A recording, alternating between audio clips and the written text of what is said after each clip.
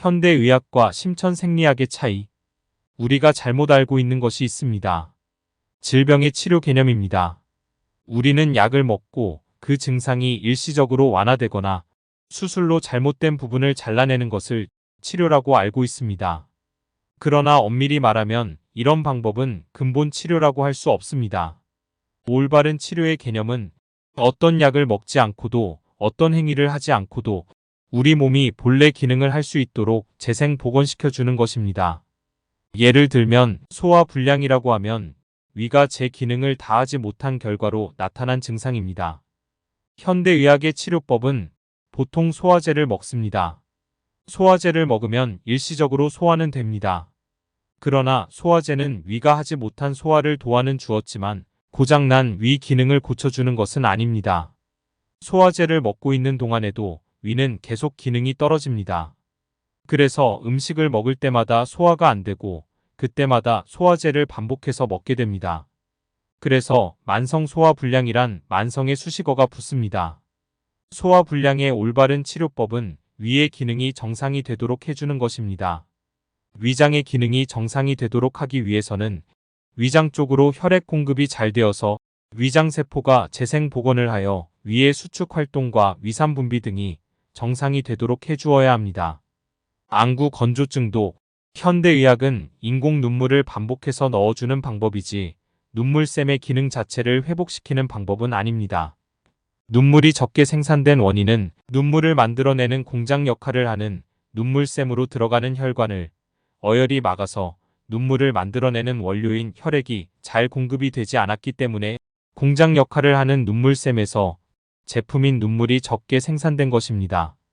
따라서 올바른 치유법은 눈물을 만들어내는 공장 역할을 하는 눈물샘으로 들어가는 혈관을 막고 있는 어혈을 빼내주어서 눈물샘으로 눈물을 만들어내는 원료인 혈액이 잘 공급이 되게 하면 눈물샘은 스스로 제품인 눈물을 만들어내서 안구 건조증은 스스로 치유가 됩니다.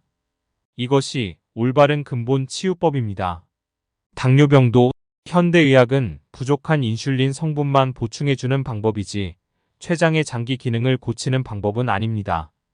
인슐린이 적게 생산된 원인을 해결해주는 것이 올바른 근본 치유법입니다. 이것도 인슐린을 만들어내는 공장 역할을 하는 췌장으로 들어가는 혈관을 막고 있는 어혈을 빼내주어서 췌장으로 인슐린을 만들어내는 원료인 혈액이 잘 공급이 되게 하면 췌장은 스스로 제품인 인슐린을 만들어내서 당뇨병은 스스로 치유가 됩니다. 관절에 물이 차면 빼내주는 것도, 암이나 혹이 생겨서 혹을 잘라내는 것도, 통증이 있으면 진통제를 먹는 것도, 세균이 있으면 항생제로 죽이는 방법도 모두 원인에 의해서 나타난 눈에 보이는 결과만 해결하는 치유 방법이지 그 결과를 오게 한 원인을 해결하는 것이 아닙니다. 질병이 오게 된 근본 원인은 모두 피가 잘 돌지 못해서입니다. 이처럼 현대의학과 심천생리학의 차이점은 현대의학은 눈에 보이는 결과만 해결하려는 방법을 쓰고 심천생리학은 그 결과를 만들어낸 원인 자체를 해결해서 원인과 결과를 동시에 해결하는 점입니다. 삼라만상 모든 현상은 원인-결과법으로 이루어져 있습니다. 어떤 결과가 있다고 하면 반드시 그 결과를 만들어내는 원인이 있습니다. 원인은 그대로 놔두고 결과만 해결해 놓으면 원인은 그대로 남아있기 때문에 시간이 가면 그 원인은 반드시 더 나빠지도록 되어 있고 원인이 나빠진 만큼 반드시 그 결과는 더 나쁘게 나타나도록 되어 있습니다. 좋은 결과를 원한다면 그 결과를 만들어내는 원인을 좋게 해주면 됩니다. 이것이 원인-결과법입니다. 만약 약이 치료제라고 하면 약을 먹은 만큼은 몸이 좋아져 있어야 합니다. 고혈압, 당뇨 환자가 10년, 20년을 약을 먹었다면 그만큼은 좋아져 있어야 하는데 오히려 증상은 더 악화되어 나타납니다. 올바른 치료의 개념은 어떤 약을 먹지 않고도 어떤 행위를 하지 않고도 내 몸이 원래의 기능을 하도록 해주는 것입니다. 현재 대부분 사람들이 약을 치료제로 잘못 알고 있습니다. 약은 치료제가 아니고 눈에 보이는 증상만을 응급으로 해결하는 것이지 그 질병이 오게 된 근본 원인을 해결해 주지 못합니다. 약을 먹고 나타난 임시적인 효과를 치료라고 알고 있는 것은 잘못 알고 있는 것입니다. 소화불량 환자가 소화제를 먹고 소화가 되었다고 위가 고쳐지는 일은 없습니다. 고혈압약을 먹고 혈압이 떨어졌다고 고혈압의 원인 장기인 신장과 간이 고쳐지는 일은 없습니다. 당뇨 환자가 인슐린 약을 복용한다고 췌장이 고쳐지는 일은 없습니다. 안구건조증 환자에게 인공 눈물을 넣어줬다고 눈물샘의 기능이 회복되는 일은 없습니다. 가려움증 약은 가려운 증상만 완화시켜줄 뿐이지 가려움증의 원인인 산도를 떨어뜨려주는 일은 없습니다. 혈전용해제는 혈전을 녹이는 기능만 있지 혈전을 못 만들게 하는 기능은 없습니다. 기침약을 먹어서 기침이 줄었다고 기침을 하게 된 원인이 고쳐지는 일은 없습니다. 지구상의 모든 약의 이치가 똑같습니다. 약은 장기 기능이 떨어져서 장기가 하지 못한 역할을 응급으로 대행해 줄 뿐입니다. 약을 먹지 않고도 내 몸을 정상으로 회복시키려고 하면 그 질병이 오게 된 원인 장기 자체를 회복시키는 방법밖에 없습니다. 또 심근경색, 협심증, 뇌경색, 치매 등을 치료하는 모습을 보면 더욱 황당합니다. 심근경색은 심장 근육 일부가 경직된 것을 말하며 협심증은 심장의 관상동맥 혈관 일부가 좁아지거나 막힌 증세를 말합니다. 이 속에서 신장과 간 기능 저하의 합병증으로 생긴 어혈 없이 심장의 말초 모세혈관을 막아 심장 근육 일부를 경직시켜서 심근경색이란 질병을 만들어낼 수 있을까요? 심장의 관상동맥 혈관 끝 말초 모세혈관을 어혈이 막아 수축시키지 않고 심장의 관상동맥 혈관을 수축시키는 협심증이란 질병을 만들어낼 수 있을까요? 정답은 없습니다. 이런 관점에서 보면 관상동맥 확장 수술이나 관상동맥 우회 수술이 얼마나 허무한 치료 방법인지를 알 수가 있습니다. 수술 치료로 심장의 관상동맥 혈관을 확장시킨다고 그 혈관 끝 말초 모세혈관이 뚫리는 치료 효능이 있을까요? 신장과 간 기능이 회복되어 혈전 생성을 중단시키는 치료 효능이 있을까요? 정답은 없습니다. 그래서 수술 전과 수술 후의 결과는 이미 정해져 있습니다. 그러면 수술이 반복될까요? 아니면 그 중간에 심장마비로 사망할까요? 인체의 생리 이치, 화학 반응의 이치를 모르는 시각에서 진단하면 심장은 몸 내부에 들어있는데 심장의 말초 모세혈관을 막고 있는 어혈을 어떻게 빼내느냐? 하는 의문을 가질 수도 있습니다. 하지만 심천생리학의 생리 이치, 화학 반응의 이치 시각으로 진단하면 심장이 몸 내부에 자리를 잡고 있어도 후천적 심장판막증, 협심증, 심근경색, 부정맥 정도는 100명을 치유하면 95명 정도는 치유 가능한 증세입니다. 생리 이치의 시각으로 진단하면 심장은 타장기에 비하여 수축 팽창의 운동량이 많기에 심장의 말초 모세혈관을 막고 있는 어혈을 녹이는 처방을 하게 되면 침투가 용이하기에 쉽게 녹여낼 수 있으며 심천생리학의 신장과 간 기능 회복 치료는 재발을 막는 치료 효능으로 나타나기에 협심증, 심근경색, 후천적 심장판막증 정도는 처방과 함께 8번 신간혈, 5번 협심증혈, 30번 급체혈을 사혈하여 주면 90% 이상 치유 가능하며 부정맥, 저혈압인 경우는 뇌파 장애가 원인 제공이기에 1번 두통혈과 9번 간질병혈을 추가 사혈하여 주면 이 역시 90% 이상 재발하지 않는 치유가 됩니다. 또 치매 치료와 예방법을 들여다보면 더욱 한심한 생각이 듭니다.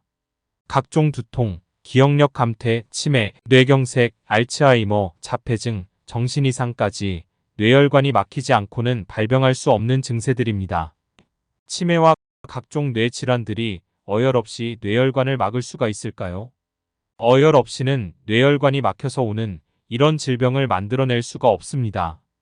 여기에 뇌혈관을 막는 어혈이 신장과 간 기능이 떨어진 합병증으로 만들어진다고 하면 퍼즐 게임을 한다고 고스톱을 친다고 춤추고 노래 부른다고 막힌 뇌혈관이 열려 피가 돌아서 치매, 뇌경색, 뇌출혈을 얼마나 예방하고 치료할 수 있을까요?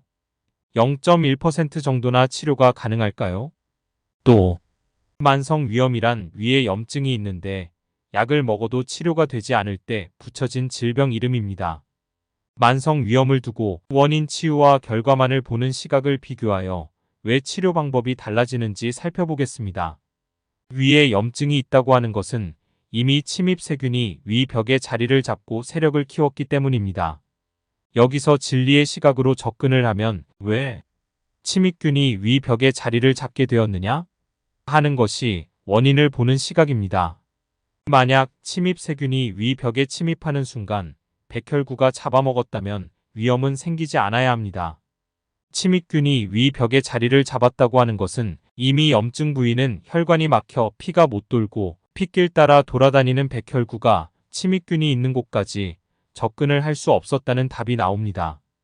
이러한 시각으로 접근을 하면 위험 치료는 막힌 혈관을 열어주어서 백혈구한테 염증을 일으키는 침입균을 잡아먹어라 하는 치료법이 이치에 맞는 치유법입니다. 몸 밖에 노출된 종기나 염증을 사열해보면 이 말이 맞다는 것을 금방 알게 됩니다.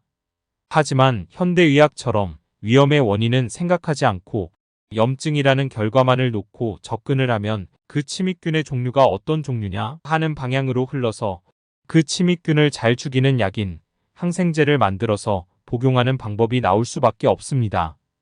똑같은 증세를 두고도 보는 각도에 따라서 이렇게 치료 방법이 달라지게 되는데 여기서부터 첫 단추가 잘못 끼워졌다고 지적을 하는 것이고 이 첫 잘못된 시각이 오늘날의 실수가 반복되는 결과를 낳았고 이것이 과학의술로 고정관념화되었다는 지적입니다. 그럼 첫 단추를 잘못 끼워서 갈수록 실수를 반복하는 과정을 살펴보겠습니다. 위험의 원인을 보지 않고 결과만을 놓고 보면 위험은 침입 세균만 눈에 보입니다.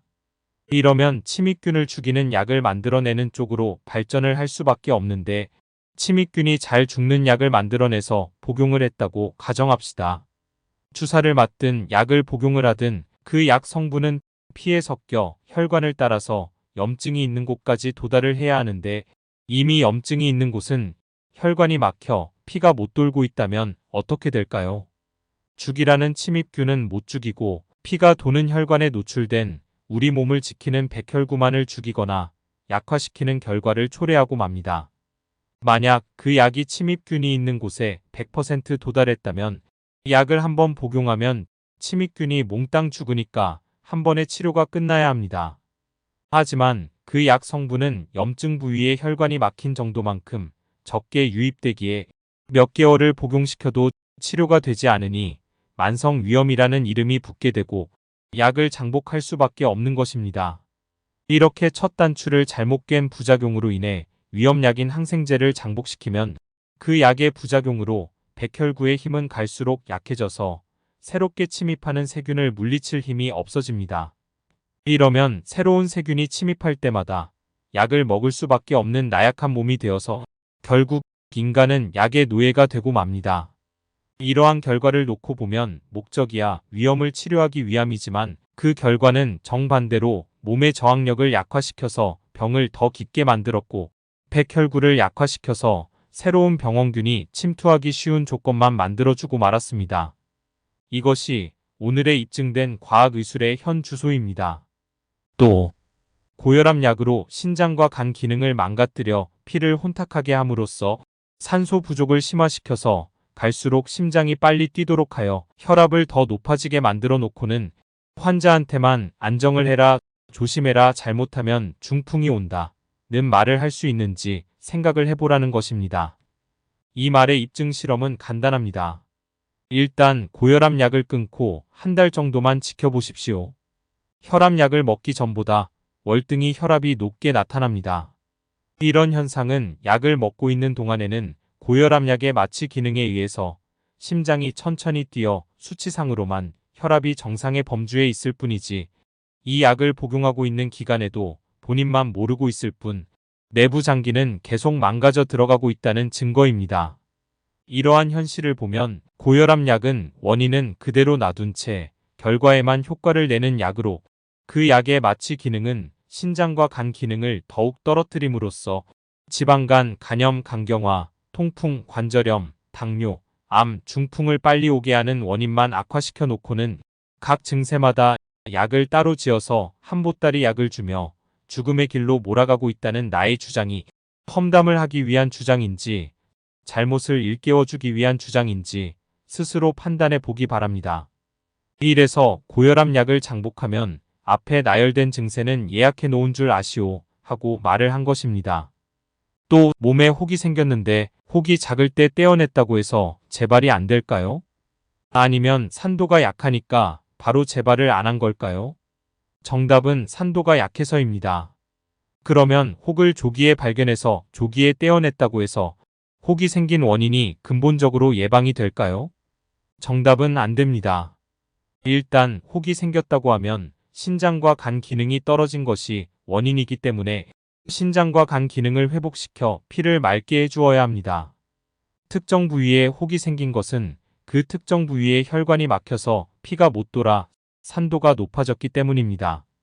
그래서 산도가 낮을 때에는 물혹이나 비지종을 만들어내고 산도가 더 높아지면 섬유종을 만들어내고 담석종이 되고 암이 생기는 겁니다.